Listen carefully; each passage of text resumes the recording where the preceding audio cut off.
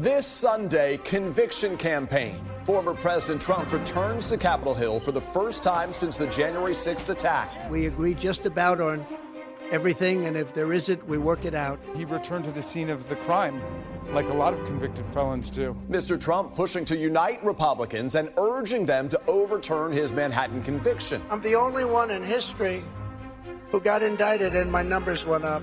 Plus, setting the stage with the first general election debate less than 2 weeks away. President Biden holds a star-studded fundraiser in Los Angeles with former President Obama. The Supreme Court has never been as out of kilter as it is today. After his son Hunter Biden is convicted on gun charges. Dad, I abide by the jury decision. I will do that, and I will not pardon him. My guest this morning, Republican Congressman Byron Donalds, a potential Trump running mate, and Democratic Congressman Khanna, a top Biden surrogate. And peace at any price? Russian President Vladimir Putin responds to the new U.S.-Ukraine security agreement with a ceasefire offer that includes sweeping demands for Ukrainian territory. You cannot wait us out. You cannot divide us. And we'll be with Ukraine until they prevail in this war. Is the cost too high? Joining me for insight and analysis are NBC News Washington correspondent Yamiche Alcindor, Jonathan Martin of Politico, former Democratic Congresswoman Stephanie Murphy, and Mark Short, former Chief of Staff to Vice President Mike Pence. Welcome to Sunday. It's Meet the Press. From NBC News in Washington, the longest-running show in television history, this is Meet the Press with Kristen Welker. Good morning and happy Father's Day. I'm Peter Alexander in for Kristen Welker. With the presidential debate just 11 days away, the two men who will face off on stage are aggressively gearing up for the general election. Former President Trump on Capitol Hill for the first time since the Capitol attack used part of his day in Washington for informal debate prep with Senator Marco Rubio, among others. President Biden, who returns to Washington late tonight, will begin extensive debate prep this week as well, overseen by his first White House Chief of Staff, Ron Klain. Last night, the president held a star-studded fundraiser in Los Angeles with President Obama, George Clooney, and Julia Roberts, among others. We had the spectacle of the nominee of one of the two major parties sitting in court and being convicted by a jury of his peers on 34 counts. What I would say, and what I do say to a bunch of good people out there who are conservatively predisposed, who may not agree with everything that Joe or I or other Democrats stand for, is that there was a time when we had certain core values that we agreed with. President Biden delivered some of his toughest criticism yet of the Supreme Court, warning that the next president could nominate two Supreme Court justices. The Supreme Court has never been as out of kilter as it is today. I mean, never. The fact of the matter is that this has never been a court that's been this far out of step. And just days after his son Hunter Biden's conviction on felony gun charges, President Biden flew to Italy for the G7 meeting of American allies, reinforcing the U.S. commitment to Ukraine. And new this morning, multiple sources familiar with the White House's plans tell NBC News that President Biden is set to take executive action as early as Tuesday to protect hundreds of thousands of undocumented spouses of U.S. citizens from deportation. For his part, Mr. Trump is trying to present a united front, and that means burying a lot of baggage with some leading Republicans. The former president, you'll remember, repeatedly attacked Senator Mitch McConnell as a lousy leader and worse, and even insulted his wife, the former Transportation Secretary Elaine Chao, using racial slurs. And in the days after the January 6th riot, McConnell blamed Mr. Trump, saying that he was practically and morally responsible, calling the attack disgraceful. They had not spoken in 4 years, but now, at least to them, it all appears to be water under the bridge. This is an outstanding group of people. I'm with them 1,000%. They're with me 1,000%. We agree just about on everything, and if there isn't, we work it out. Well, we shook hands with Dobbs.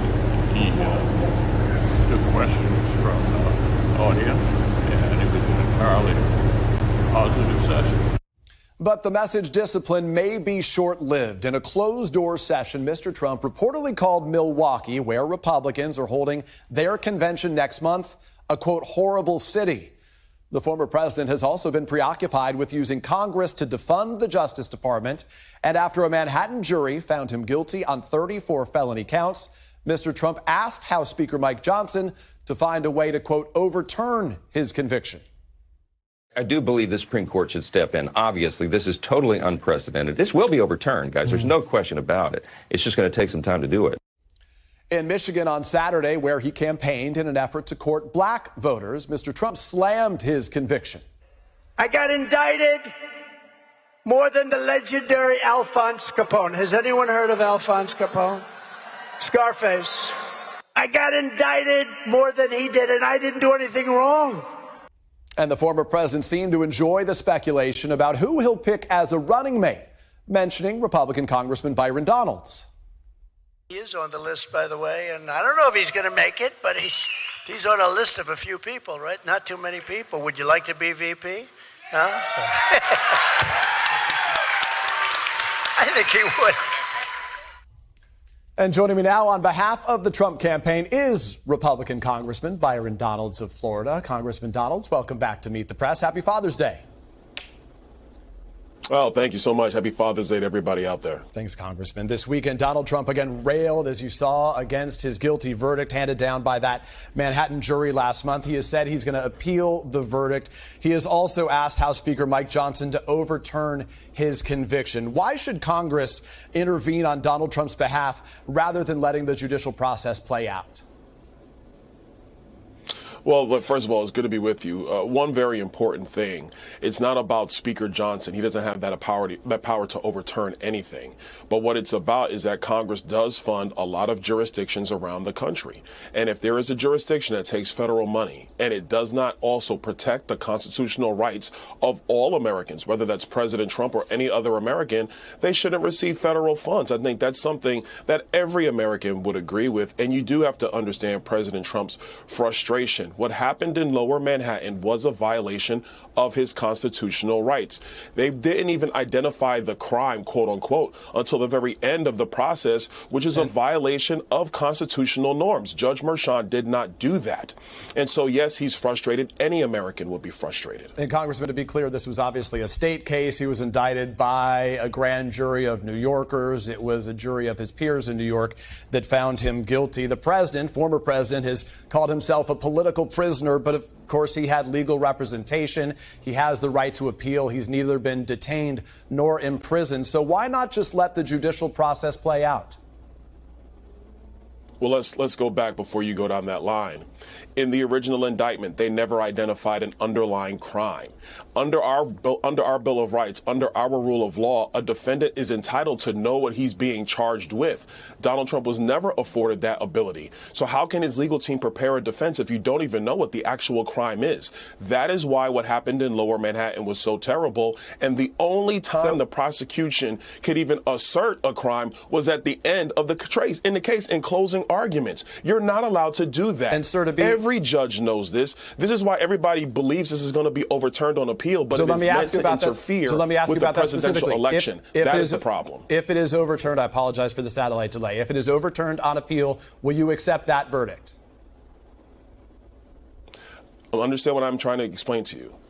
This is being done for political purposes. Everybody knows how the court system works in New York. But will you accept the verdict if it's appealed? The only ability for this to be overturned is going to be happening 2 or 3 years from now. We all know this. That's why what happened in Lower Manhattan was to interfere with an election, which is why Speaker Johnson, myself included, and many Americans believe the Supreme Court should step into this matter. And to be clear, Joe Biden, there is no evidence that he had anything to do with this case. The Manhattan DA, as you know, began this investigation in 2018 before Joe Biden was even his party's nominee. I want to ask you about specifically what we've been hearing from Republicans and from Donald Trump, claiming the Democrats are illegally weaponizing the Justice Department against Mr. Trump. Why is it appropriate for Donald Trump then to call for prosecuting his political opponents, including President Biden?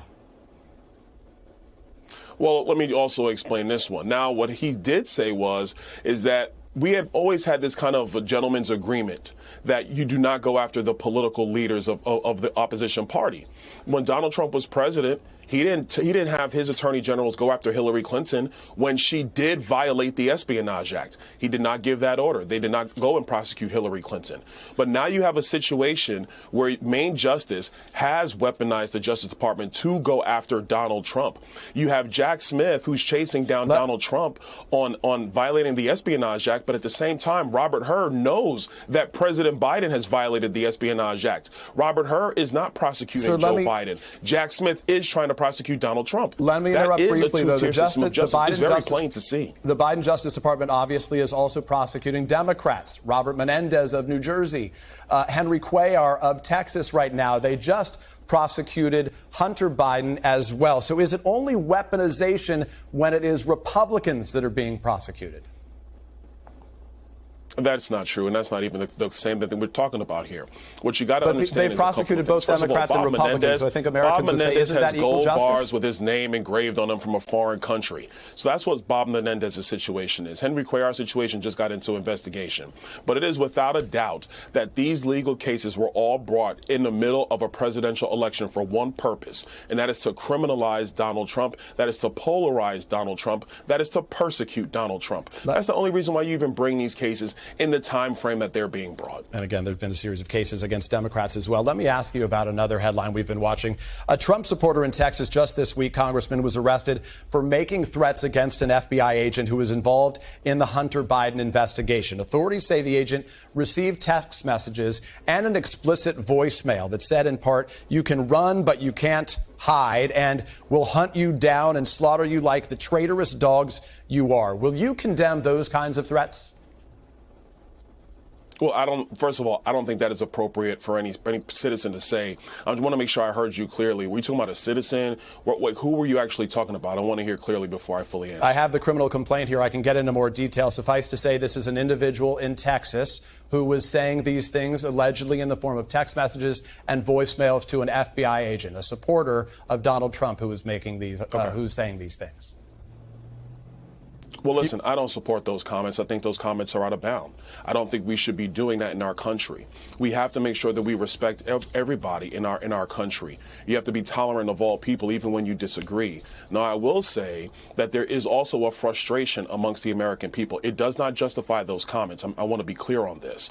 But there is a frustration of the American people when it looks like the institutions and the pillars of our country are being eroded simply for political purposes. And it is without question that is coming from the Biden administration. They have spied on the American people. Well, they have weaponized the Department of Justice against conservatives and now, of course, against President Trump. And people are getting very frustrated with that. And as we've said, they're also prosecuting Democrats. Let me ask you about some policy issues as they relate to Mr. Trump. This week, Mr. Trump floated the idea of getting rid of the federal income tax and replacing it with an all-tariff policy. Many economists say that would help the rich and that it would hurt middle and lower income Americans. In 2021, Congressman, you praised America as a beacon for free and fair trade throughout the entire world. So wouldn't the president's idea hurt tens of millions of Americans?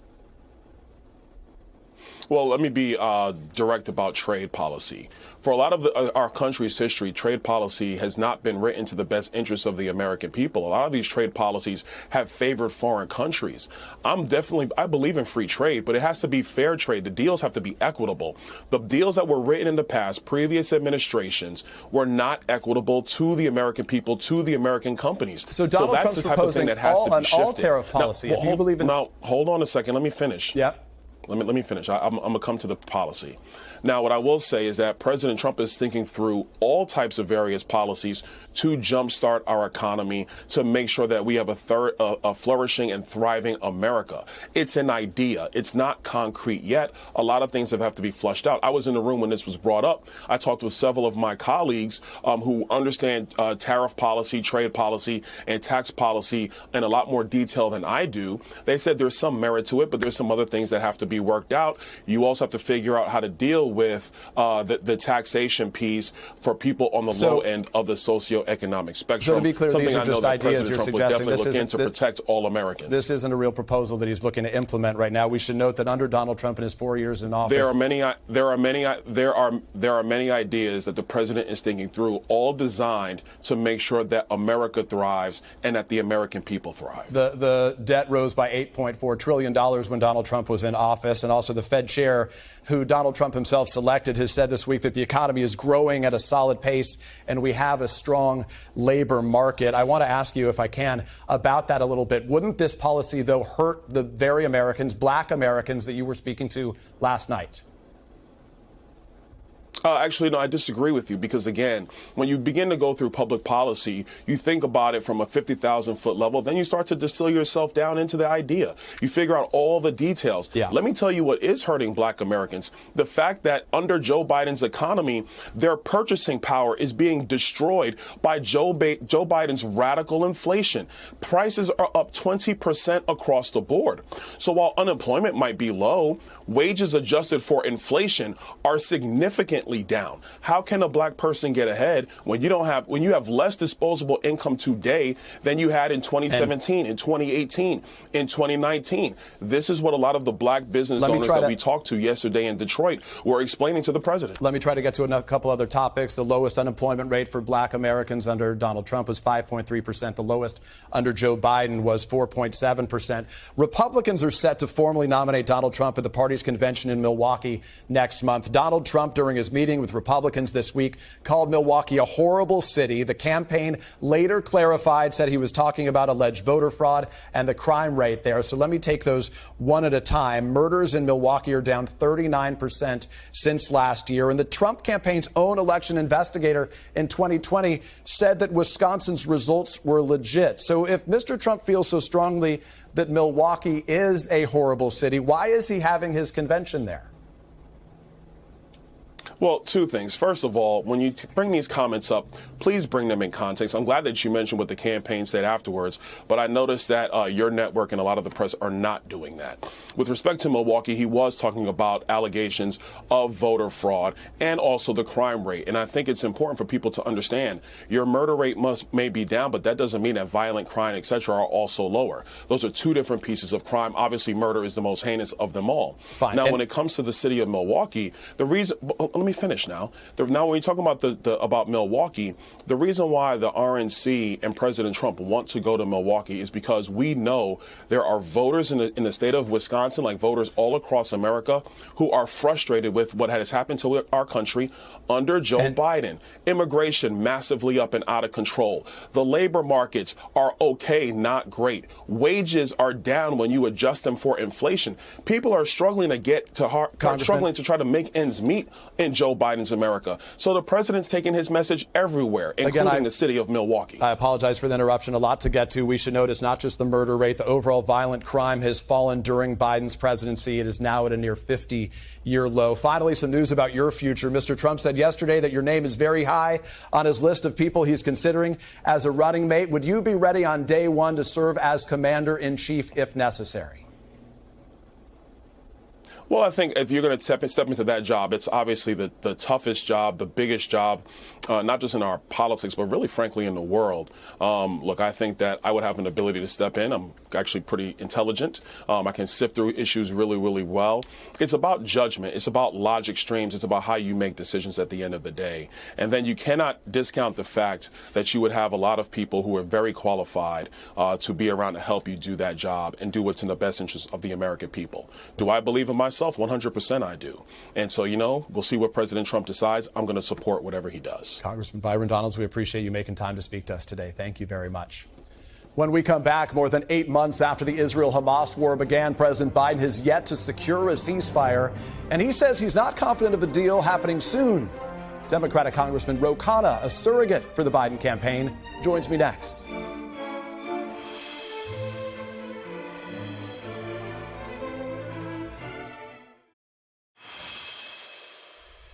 Welcome back. During the G7 summit with world leaders, President Biden addressed the ongoing battle between Israel and Hamas that has inflamed divisions among many Americans. I've laid out an approach that has been endorsed by the UN Security Council, by the G7, by the Israelis, and the biggest hang-up so far is Hamas refusing to sign on, even though they have submitted something similar. Democratic Congressman Ro Khanna of California, a top surrogate for the Biden campaign, who has been critical of the president's approach to the war, joins me now. Congressman Khanna, welcome back to Meet the Press, and happy Father's Day to you as well. Peter, happy Father's Day to you and to the viewers. I appreciate it. Thank you. Hamas has balked at every ceasefire proposal, as you have witnessed. They are holding out for a complete withdrawal of Israeli troops and a permanent ceasefire. According to the Wall Street Journal, the leader of Hamas called civilian losses in Gaza necessary sacrifices. What more do you propose President Biden should be doing if Hamas will not agree?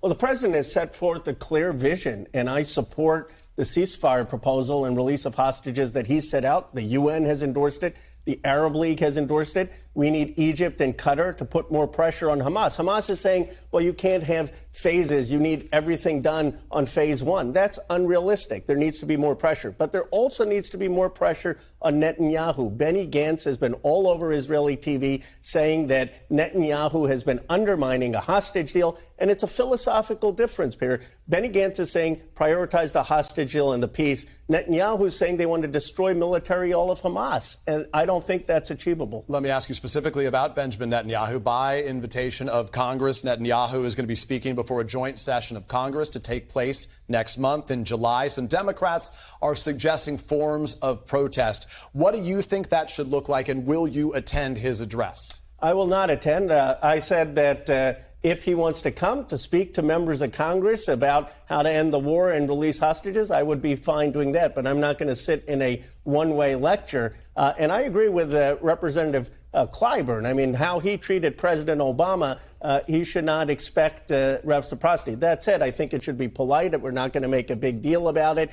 He's obviously addressing the Congress, and there has to be decorum. Let me ask you about the big picture as it relates to foreign policy right now. Former President Trump and his allies have made the argument that October 7th, the attack on Israel and Russia's invasion of Ukraine, both happened not when Donald Trump was in office, but when Joe Biden was in office. Why shouldn't Americans consider that argument when they're deciding how to vote this fall? Peter, it used to be that we were bipartisan on foreign policy. I mean, you can't blame President Biden or Trump for Putin's evil. I mean, Putin invaded a sovereign country on Ukraine. And now the question is, philosophically, are we going to stand up for Ukraine's integrity? I mean, Putin's peace deal on the table, he wants 1/5 of all of Ukraine. He wants more territory of Ukraine than he's currently occupied. And so the question for both of the candidates should be, are you going to agree to Putin's term? Biden hasn't. We've supported Ukraine's aid. Would Trump agree to Putin's terms? Let me ask you, if I can, about this broadly. The president has seen a big erosion as it relates to young voters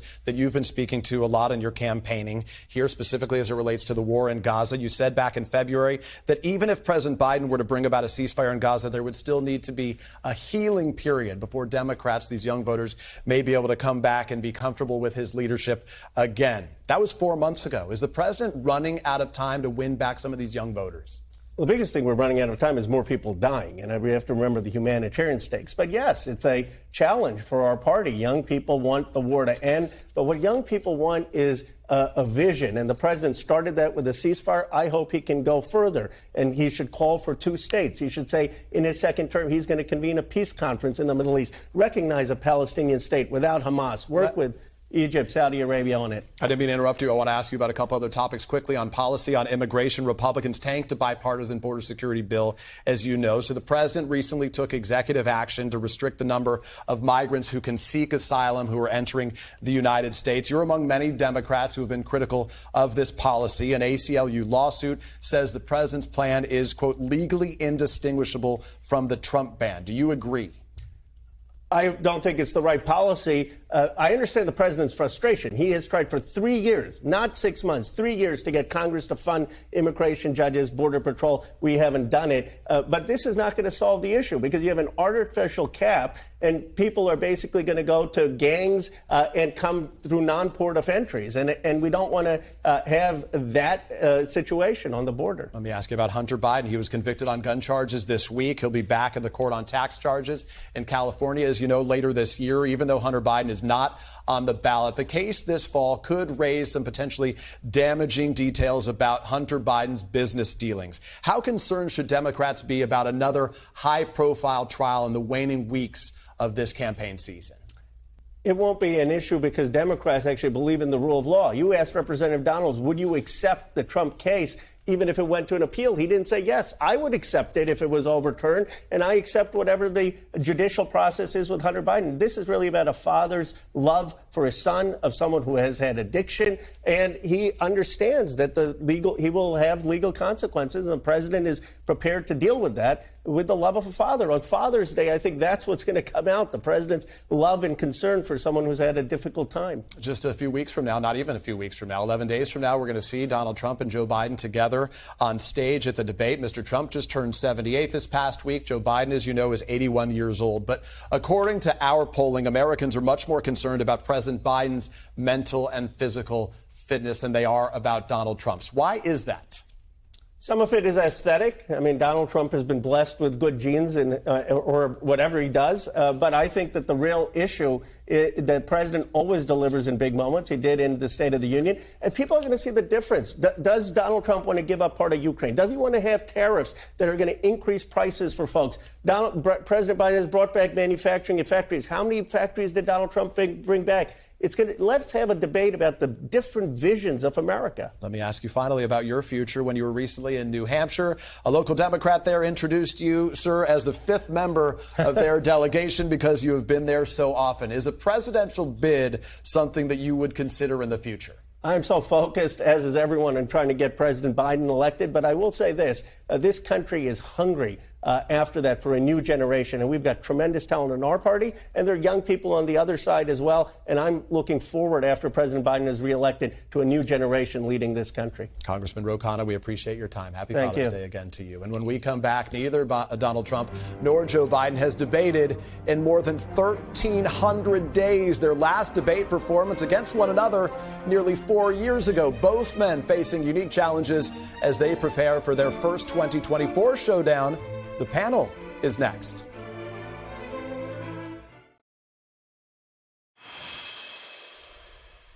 Welcome back. The panel is here. NBC News Washington correspondent Yamiche Alcindor, Jonathan Martin, Politics Bureau Chief and Senior Politico Columnist for Politico. Bow tie, strong today. Jonathan, former Congresswoman Stephanie Murphy of Florida, and Mark Short, the former Chief of Staff to Vice President Mike Pence. Yamiche, let me start with you on some of your reporting. We know access to abortion pills remains legal after the Supreme Court this week sent the issue back to a lower court. But the White House is making the point that this issue is not done. You have new reporting for us on the Biden campaign's plans to lean into the topic of reproductive rights. What can you tell us? That's right. I got exclusive details on what really is going to be a robust messaging campaign by the Biden campaign to really focus on abortion. They see this as a uniquely mobilizing issue. So they're going to be holding something like 30 events, more than 30 events in battleground cities across this country. And they're going to be making the case that really Joe Biden is the one that's going to keep women safe, and that former President Donald Trump put a number of women in danger because he was the one who nominated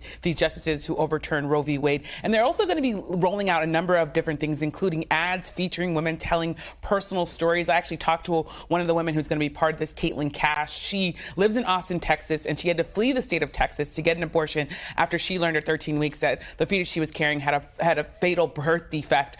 She tells me that she's going to be wanting to empower women because part of this is also going to be training women to tell their own stories. So the Biden campaign is really going to be leaning in on this, especially because it's coming just a few days before that first debate between, of course, Trump and Biden. Yeah, and in conjunction with the second anniversary of the Dobbs decision, as you know, Jonathan, to you, Mr. Trump has said that Republicans shouldn't be talking about abortion this week behind closed doors with Republicans. He said they should be talking about it more. What is the way forward for Republicans on this topic? To avoid it. No, look, I think if Donald Trump and the party leaders had their druthers, they would talk about immigration, inflation, and Joe Biden's age. every day and twice on Sundays. And I think that's going to be their preference. Look, there's no unified strategy on the abortion issue in the GOP, which is why they want to avoid it. It's been a political loser for them since the Dobbs system came down. I think they're going to try to avoid it. The challenge for Democrats, of course, is that Joe Biden isn't comfortable talking about the issue and never has been, which is why I think you're going to see surrogates largely press that issue for the Biden campaign. Of course, the other big moment, Mark, as you know, is the debate coming up now 11 days away. The first time, as we did the math, that either of them have participated in a debate in 1,300 plus days here. Who has more at stake? I think Joe Biden does. I think there are greater questions about his stamina and his fragility. And I think the reality is, regardless of Trump's performance, his support's going to be the same. But I think that for Joe Biden as well, he presented himself 4 years ago as the candidate who would bring back normalcy and the drama. I think for a lot of voters, you look out there and you see war in Eastern Europe, war in the Middle East, chaos at our border, chaos on college campuses, inflation driving our economy. And if they want assurance that he's capable for this, he needs to have a strong performance. Stephanie, is Joe Biden up to the task in that debate? I think he has an opportunity in this debate to address the two key concerns voters have about him. One is age, and the second is handling of the economy. On age, he needs to show up like he did for the State of the Union and give a fiery presentation and really take Donald Trump on.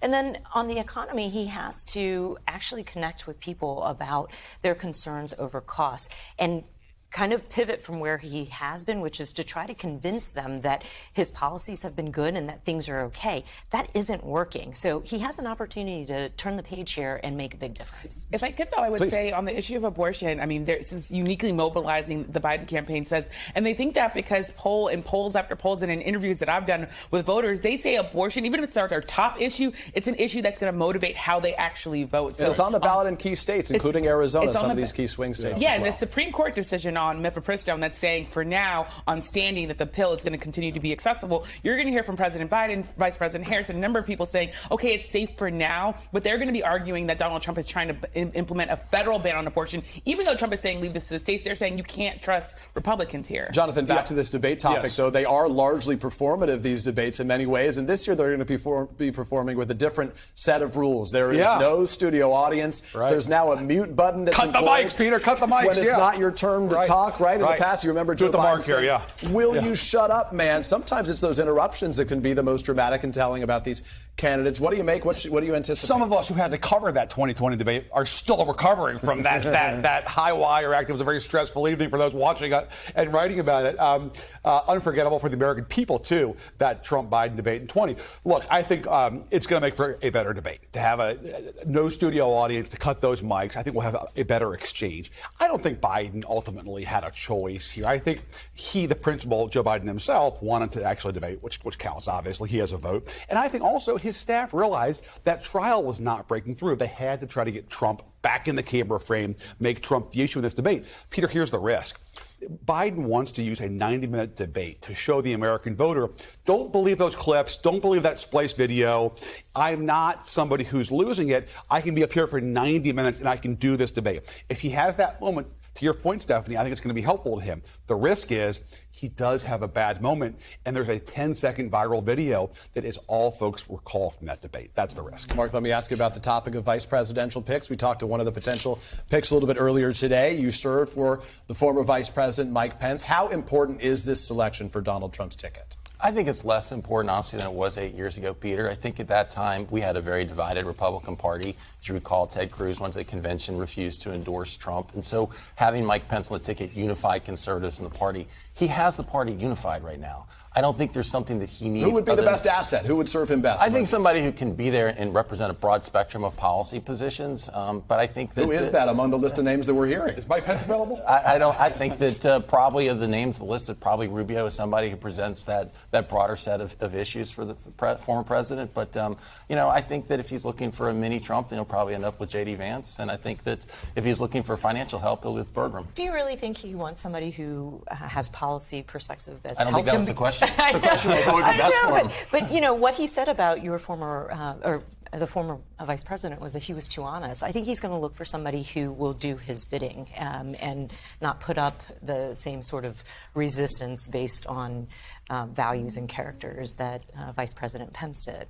We're talking about vice presidents. Who does Vice President Kamala Harris want to be debating? I was just talking to her office this morning, someone from her office, and they told me that really whoever he picks is going to turn into someone who's going to be a mini Trump. They're going to categorize that person as choosing Trump over the country. So really, I think the vice president isn't really saying that she has someone that she's looking forward to debating here, because she thinks whoever she's going to be debating is going to be someone who's really just echoing what Donald Trump is saying. And I think when I talk to Republicans, I also hear that they basically are expecting someone, whoever that person is, to morph into Donald Trump and to morph into all of his views. Jonathan, we've seen criminal history in back-to-back months. First, the first former president ever to be convicted of a crime. Now the first son of a sitting president to be convicted of a crime. Hunter Biden convicted on those gun charges. He has another trial on tax charges this fall. It takes place in September there. How big of a deal is this situation for the Biden campaign? Well, I think it matters to the extent that it lets Trump and his lieutenants try to muddy the waters about Trump's criminal exposure. And we should be clear, it's not the same thing. It's a former president facing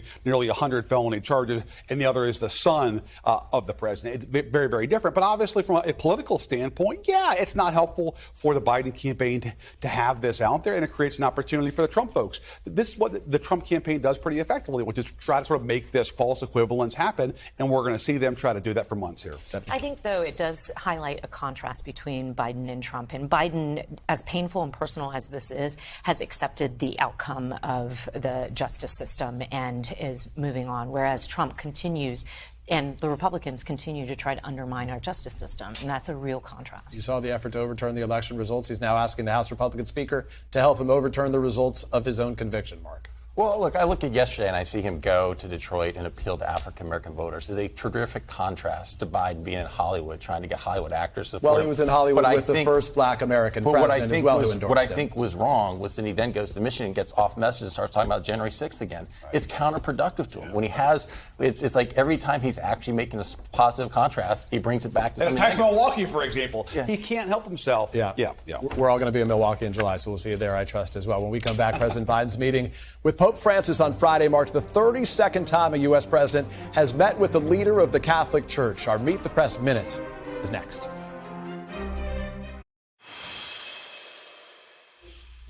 Welcome back. On Friday, Pope Francis hosted more than 100 comedians and actors at the Vatican, including Jimmy Fallon, Whoopi Goldberg, and Chris Rock. The Pope told them, in the midst of so much gloomy news, you have the power to spread peace and smiles. President Biden also met with Pope Francis for the second time on the sidelines of the G7 summit. An audience with the Pope is a privilege that was also extended to this broadcast's longtime moderator, Tim Russert. Tim passed away 16 years ago this week, just days after a trip he made to the Vatican. After the death of Pope John Paul II in 2005, Tim reflected on the impact meeting him in the 80s had on his life. This morning, permit me a personal memory as a Catholic layman and a father. Easter week 1985, NBC News and the Today Show spent a historic week at the Vatican. The next year, my family returned. The Pope blessed the mom, then the dad, then his undivided attention on our baby Luke.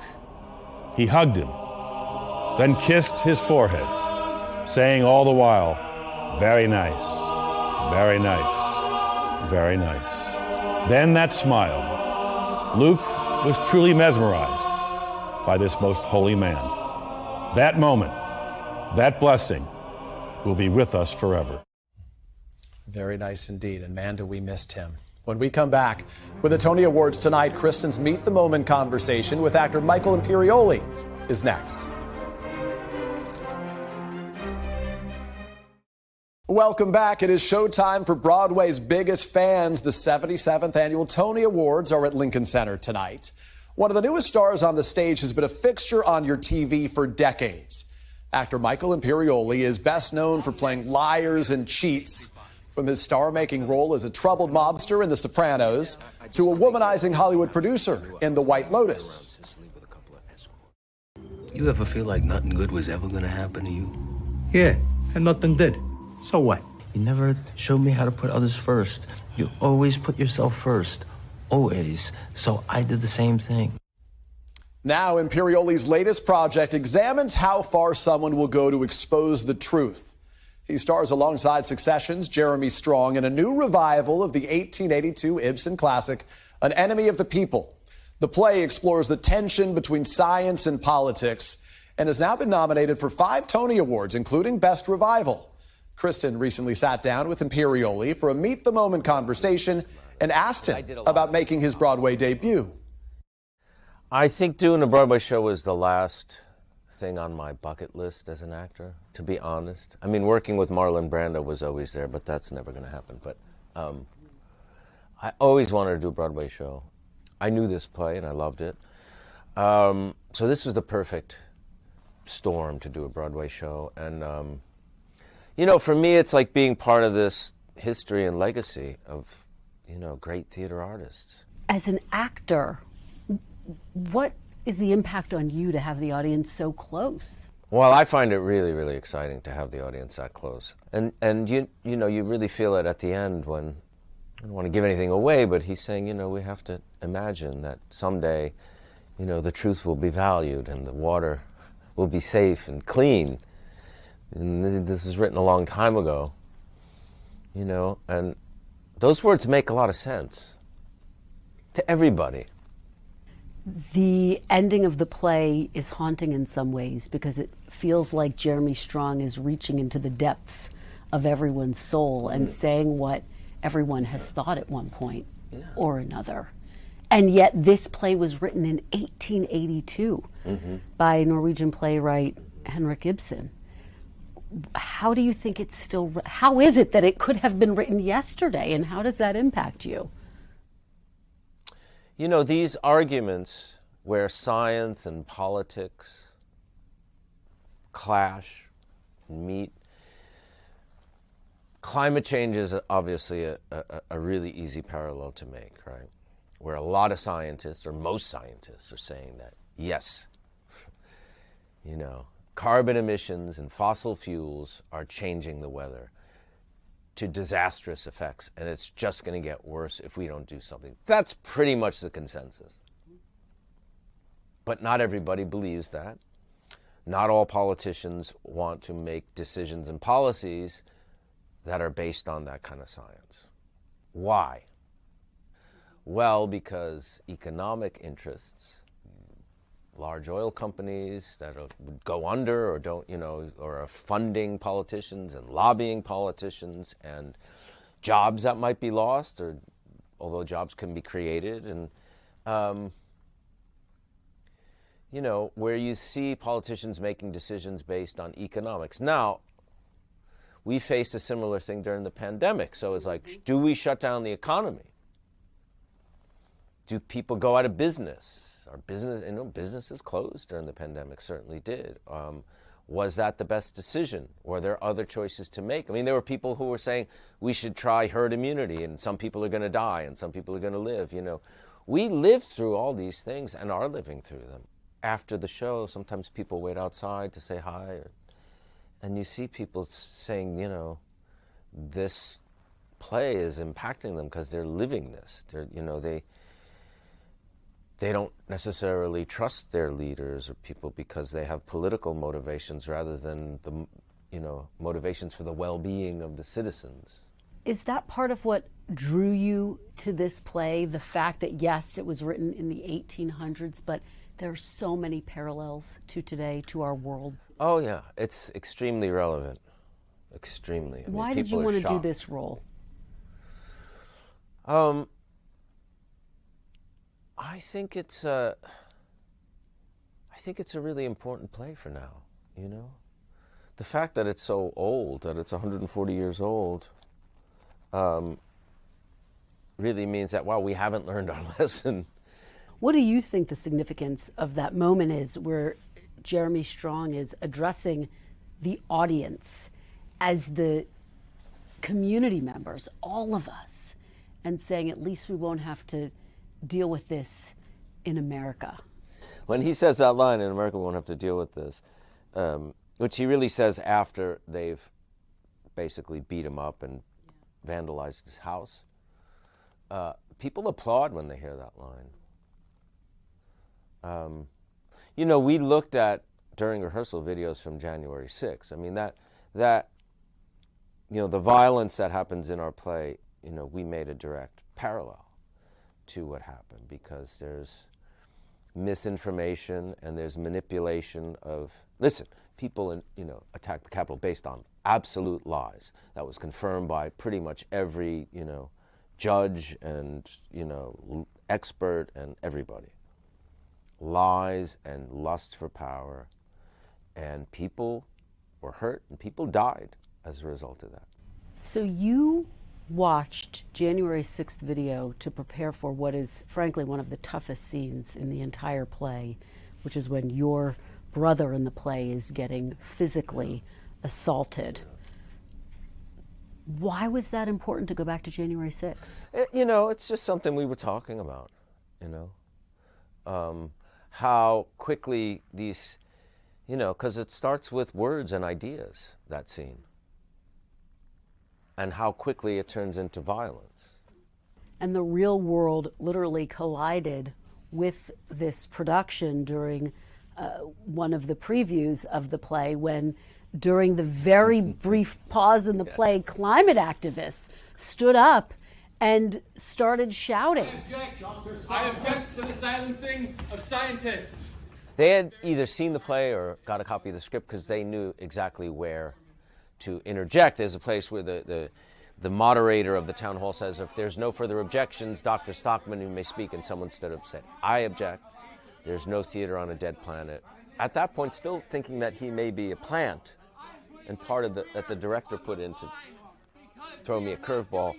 But I just went out and started pushing him out of theater. I was not trying to hurt him. I was doing it very safely.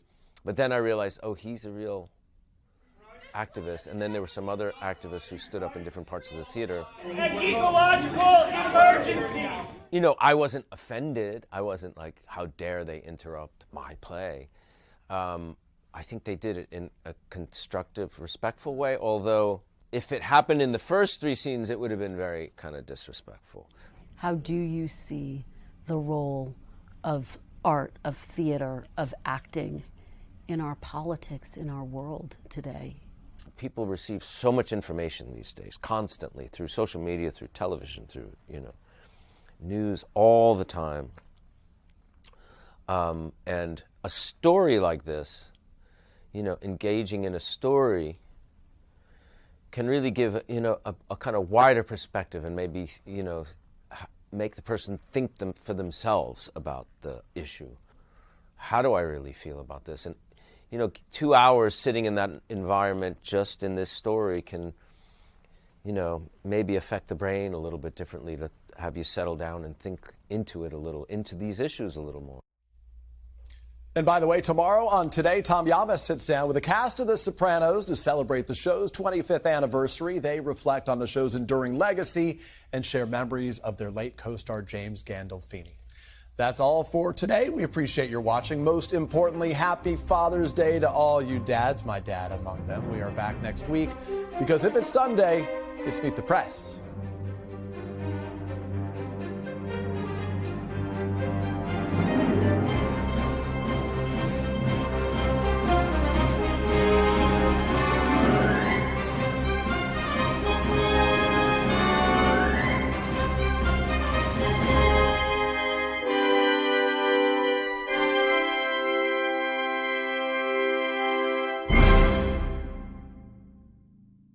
Thanks for watching. Stay updated about breaking news and top stories on the NBC News app or follow us on social media.